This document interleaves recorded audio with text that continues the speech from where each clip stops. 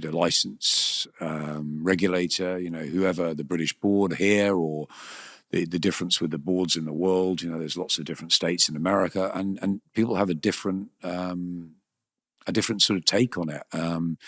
Some are banned for a period of time, some are banned for a long period. And then fighters always claim innocence, right? They'll always say, they got into my system via anything. Eggs, as we've seen recently. Wild boar. We've had all sorts, haven't we? And there's been a lot of fighters that have been brushed with that potential drugs problem. And many have said, look, it's either contaminated something, or somebody obviously put something in my system because I wouldn't have done it. And I guess that's the thing, Sean, going back to it. We'll never really know the truth. It is such a grey area.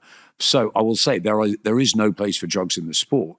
However, if you've been deemed to have served, your time, your ban from it, and that's what you've done, and that's the rule, then you're then cleared to fight again. That's what it is. So, Jarrell Miller has failed tests before, but if he is cleared to fight again, and that's not up to me, that's not probably even up to him. It's up to the governing bodies, and if they decide that he's okay to fight, or any of the others to fight, not Conor Benn, we know is fighting in a couple of weeks' time, and everyone wants to see that fight. It's a huge fight, and probably most of the casuals on the street don't care. They just want to see whether Ben fights Eubank or Eubank fights Ben. But obviously no one wants drugs anywhere near it. And if Conor, who failed the test, said, look, I haven't taken drugs, maybe there's a way that something's got into his system, or it is a peculiarity. You never quite know. And because I'm not a scientist or a doctor, I can't really talk about what's in the system. All I can do is, like you, I read what's happened, and I just keep the same thing, which I think every fighter and every commentator agrees, which is there is no place for drugs in the sport. The trouble, I guess, is if you know or you think somebody has taken drugs, and then the opponent thinks, well, if he's taken drugs, then I've got to try and be on the same plane. That's when you get into real trouble. So look, the best thing is the testing has to be absolutely critical. I think there should be more of it. How it's paid for. I mean, there's Turki Al-Sheikh, who's changed boxing, and Dana White coming in, and they want to make it into a sort of round UFC type thing. And I'm with one champion and all of that. And while that's going on, maybe it's where, right, they need to spend more money on the VADA testing, the very best testing we have, to try and eliminate it as much as possible. Will it ever be eliminated? I don't know, because, as I said, it's such a grey area about what is. And then there's the innocent fighters who've taken something by mistake, or have taken something from a shelf that they thought was maybe even for a cold or something, which they didn't realise was on the ban list. But really, an athlete at that level should know, his body, and should, if he fails something, be able to say, hey, look, I failed it. It may not be me. It may have got into my system in another way, but I need to take responsibility for that, because it's a failed test. Or, we're going to fight it, but if it says positive, then I've got to take the hit on this, even if I haven't willingly taken drugs. So it's it's a tough one. So here's one for you. If someone is found to have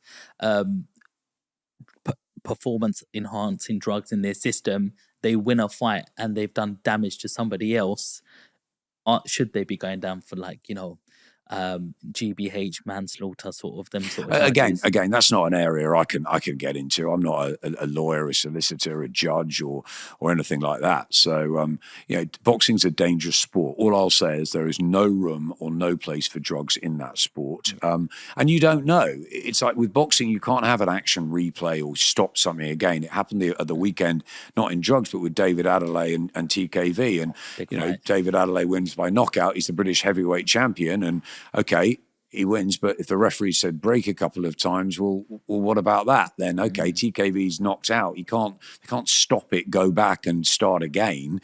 They have to either have a rematch, or they have to accept boxing's a rough business, and once or twice these sort of things happen and hands go down, and you got to protect yourself. So it's a very difficult one. If someone is found guilty of drugs and the other guy's got badly hurt, then okay, there's going to be some sort of legal battle, you'd have thought, ensuing on that. But ifs, buts, and maybes. Yes. All we can do is go with, I'm a commentator. I commentate on what's in front of me. I don't decide. People used to say to me at Sky, it's like, it's your fault that you're head of boxing, that's happening or whatever.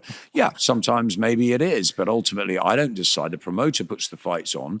We do talk about it, about what should go on, but the promoter is in charge of the event and what fights go on. The fighters are responsible for actually fighting, so that's another unknown or unpredictable. We as commentators commentate on it. It's like when we went to Saudi and people were saying you shouldn't go to Saudi Arabia. Went to Saudi Arabia because Saudi Arabia was the event putting on the show. I've been to Saudi many times in the last few years, and I think there's huge change going on in Saudi, and that's really good to see. So I think it's always best to stay out of the sort of areas of, what should happen like that with the drugs, whatever. I'm a commentator, I'm a broadcaster. It's not my job to decide that.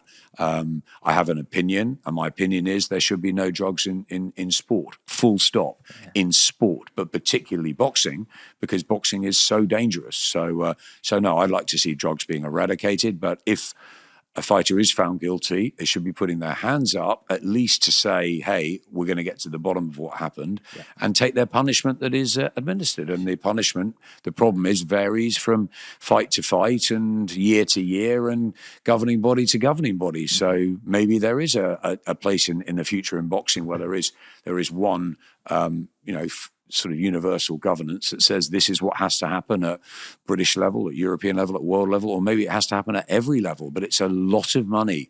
There's a huge expense in the process of VADA testing and stuff. So that's another area of difficulty. Yes. You've mentioned a few people's names in there, like David Adelaide, who just won this weekend. What do you think about his performance? Yes, the referee did shout out sort of break, and then there was a hit. But regardless of that, he did know how to finish that shot. He looked really powerful. And I feel that, well, you'll probably tell us more so, there's a new era of heavyweight boxers coming through now. I was just looking it up. He's 6'4"? So he's up there, because I've always seen like Mike Tyson era sort of thing. Like you had smaller heavyweights, whereas then you got to the, Tyson Fury 6'9", Joshua 6'7", 6'8" sort of thing. So he's in and around there. Do you feel that, David has a chance to fight among the top level? Look, heavyweights have changed over the years. I was reading an old program with Cassius Clay and Henry Cooper from the 1960s the other day, and I think Clay, that's what he was, Ollie, at the time, was 13 stone something, and you're now looking at heavyweights weighing in at 17, 18, 19 stone, and I think Lennox Lewis was a huge heavyweight. The Klitschko's too, the modern era of the sort of super heavyweight, really, because that's what they fought in the amateurs, AJ and Fury, and you look at Delicious Ore turning pro the other night, 6'6", some of these guys, and I think Joe Joyce and Filip Hrgović both around 6'5", 6'6". So these are big men. David Adelaide, TKV, about 6'4", I think. What did I think the other night? Look, as I said, he won the fight. The referee let it go on. He's the British heavyweight champion.